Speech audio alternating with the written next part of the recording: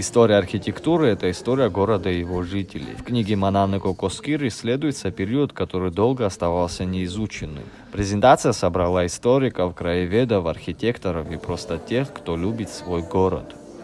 Архитектура столицы конца с 19-го, начала 20-х веков исследована в трудах историка-краеведа Анзора Аугма.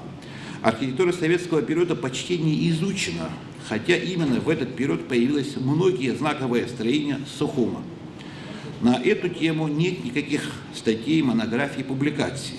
Это история не только города, это история нашей республики. И в книге очень много об этом сказано. Там материалы и о жизни общества того периода, что невозможно было бы обойти, о культурной жизни города.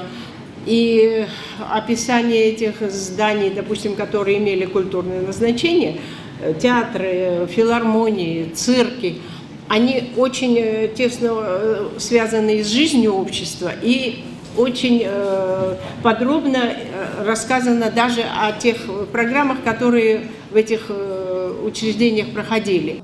Манана Кокоскир работала над книгой больше 3 лет, изучая этот малоисследованный период истории. Из-за пожара в Госархиве большую часть информации приходилось искать в личных коллекциях, воспоминаниях старожилов и даже в секретных фондах других стран. Это время, которое не было еще исследовано, оно было белым пятном в историографии Абхазии. Сначала работа строилась только на путеводителях, на газетах. Потом материал пошел. Почему? Потому что, во-первых, люди узнали, что исследуется такой период, стали мне помогать. Например, мне очень повезло с фотографиями. В этой книге фотографии, которые еще никогда нигде не публиковались. Книга рассказывает о ключевых архитектурных памятниках советской эпохи. Это железнодорожный вокзал, кинотеатры, жилые дома на улице Леона. Здесь можно увидеть архивные фотографии и узнать историю зданий, которые формировали облик Сухума в первой половине прошлого века.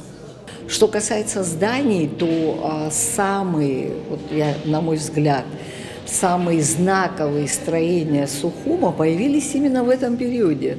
Это все период, его так называют эпоха сталинизма. Даже в архитектуре есть такой термин. И, как правило, это сталинский ампир, который так нравился вождю всех народов. Такие имперские замашки у него были. Это и в архитектуре проявилось, в архитектуре советского периода. Презентация книги вызвала большой интерес. Выступающие отмечают важность этой работы для сохранения исторического наследия города. Автором проведено колоссальное исследование архитектуры города по уникальным историческим архивным данным. В исследовании внимательно рассмотрена, проанализирована архитектурная специфика Абхазии этого периода. В книге приведены интересные факты истории архитектуры большого количества значимых зданий города, благоустройства территории и оформлено редкими графическими материалами и историческими фотографиями. Фотографии и схемы, приведенные в этой книге, являются самостоятельным источником. Они демонстрируют, я не знаю, мне так показалось, что сооружения, которые даже жилые дома, которые строились в рассматриваемую эпоху, являются, каждое сооружение является искусством. Во всяком случае, по книге так видно. Может быть, мы, когда проходим эти дома, не замечаем, потому что они чуть-чуть уже постарели, а вот когда в книге они выглядят похоже на произведение искусства.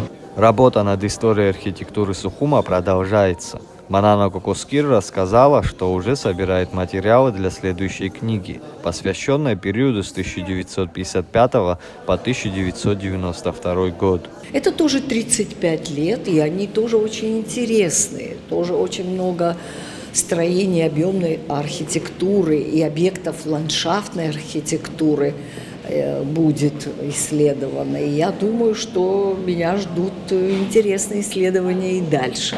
Архитектура – это застывшая история, а работы подобного рода помогают нам лучше понять, каким был и каким остается наш город. Приобрести книгу можно во всех книжных магазинах республики. Заур Кварча, Торник Амичба, Абаза ТВ.